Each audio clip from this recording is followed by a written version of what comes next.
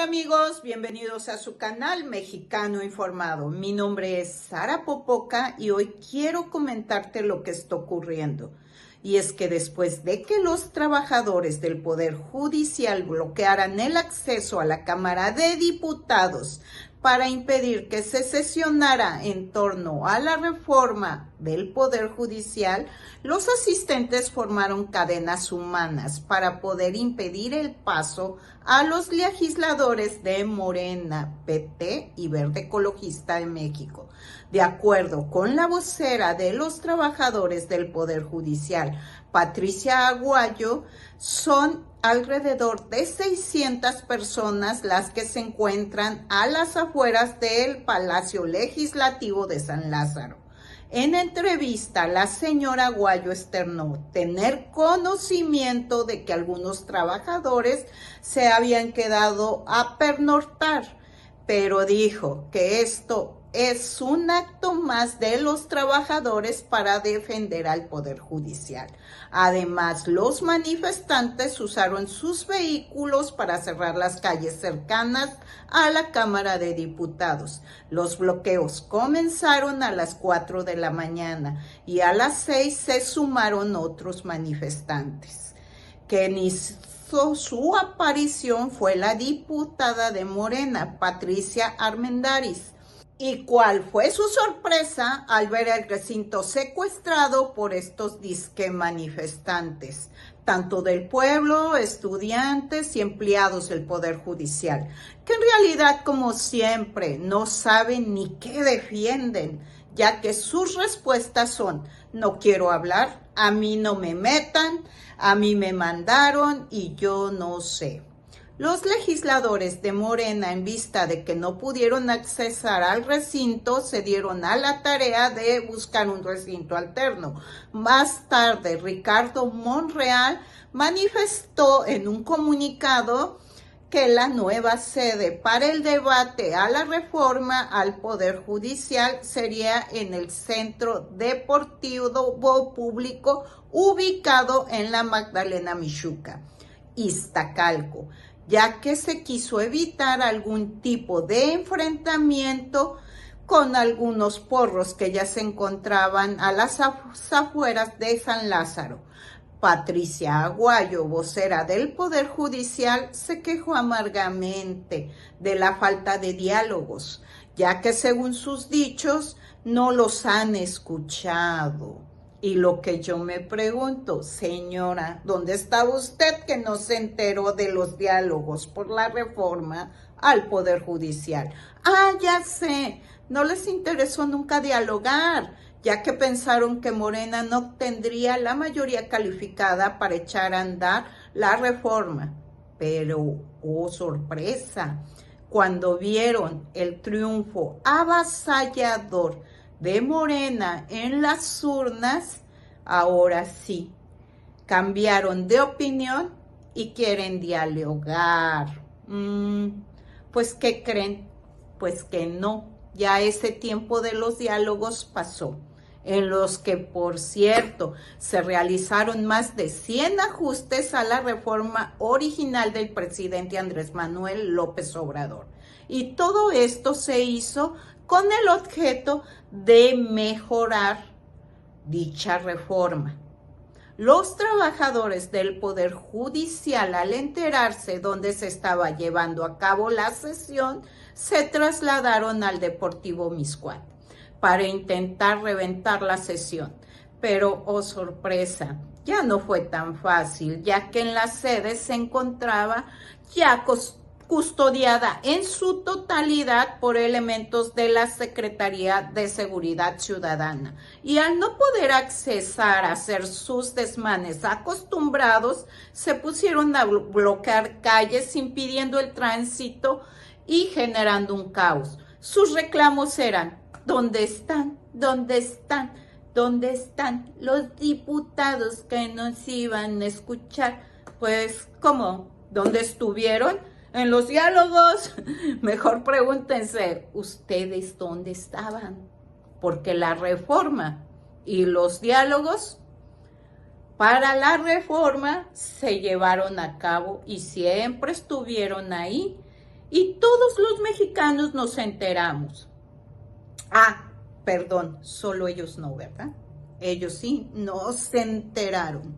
Mexicanos, lo que es un hecho es que debemos aprovechar esta oportunidad para consolidar un poder judicial que esté realmente al servicio de la sociedad, que proteja los derechos de todas y todos y que garantice un acceso igualitario a la justicia. El poder judicial estaba secuestrado por la impunidad, la corrupción y el influyentismo. Pero hoy las cosas pueden cambiar gracias a esta reforma, que en realidad no trastoca intereses de los trabajadores, todo lo contrario, es una puerta que se abre para que ellos puedan libremente competir y acceder a puestos claves por ellos mismos y su capacidad. Ya no por nepotismo, influyentismo o dedazo, como siempre se ha manejado este recinto. Queremos acabar con todo eso, sin intereses particulares que tanto daño le han hecho al pueblo de México. Acabemos con los lujos excesivos para unos cuantos, cuando hay miles de mexicanos sumidos en la miseria y que solo tienen acceso a alimentos a veces una vez al día. Y esta burocracia dorada gastándose miles de millones en frivolidades. Ya basta. El pueblo da un golpe a la mesa y dijo, se acabó. Y no lo permitiremos más. Es muy sencillo de entender, ya que se fundamenta esta reforma en que la justicia sea más equitativa, accesible y democrática. Esta reforma propone, en primer lugar, garantizar el acceso a la justicia para todas y todos los mexicanos, y con ello lograr que los derechos de todas las personas, sin importar su condición social o económica y cultural, sean protegidos y defendidos con equidad. Esto implica no solo mejoras en el sistema, sino también en la selección de jueces y magistrados, quienes tienen que estar comprometidos con los derechos humanos y la justicia social. En segundo lugar, la propuesta plantea agilizar los procesos del sistema judicial, pues hoy en día la saturación de los tribunales y la lentitud de la resolución en los casos son dos de los temas que más afectan a la impartición de justicia en nuestro país. Con esta reforma se disminuirán los tiempos de espera y garantizarán una mayor eficacia en la administración de justicia, especialmente en los asuntos relativos a la materia fiscal, para los cuales se establece un plazo de 6 meses para emitir una resolución. Y en el mismo sentido se propone un plazo de 1 año para la resolución de un asunto penal. En tercer lugar, se propone una mayor apertura y participación ciudadana. La reforma al Poder Judicial propone democratizar el acceso a la justicia mediante la creación de mecanismos que permitan el voto directo de la ciudadanía, lo cual implica la posibilidad de votar y ser votado en los procesos de funcionarios judiciales, al igual que sucede con los integrantes de los otros 2 poderes de la Unión, es decir, Poder Ejecutivo y Legislativo. Porque si tenemos que votar y tenemos acceso a votar por nuestros diputados, por nuestros senadores, por nuestro presidente, ¿por qué no tendríamos derecho a votar por nuestros jueces, magistrados y ministros? Esa parte no se ha entendido. ¿Por qué se niegan a que los mexicanos participemos y elijamos a los perfiles para estos puestos? ¿Por qué? Esa es una pregunta que siempre nos hacemos los mexicanos. Esta gente tiene secuestrado al Poder Judicial. Esta gente solamente piensa que el Poder Judicial les pertenece a ellos y a sus familias, cosa que no es así, ya que el Poder Judicial es uno de nuestros 3 poderes en México. No es propiedad de Norma Piña, no es propiedad de los jueces, no es propiedad de los ministros, no es propiedad de los magistrados, que ya lo vieron como un negocio y no lo quieren soltar porque piensan que es algo que les pertenece. Pero ojo, no es así. Quienes se oponen a esta reforma han dicho que el pueblo no está facultado para elegir jueces, magistrados y ministros.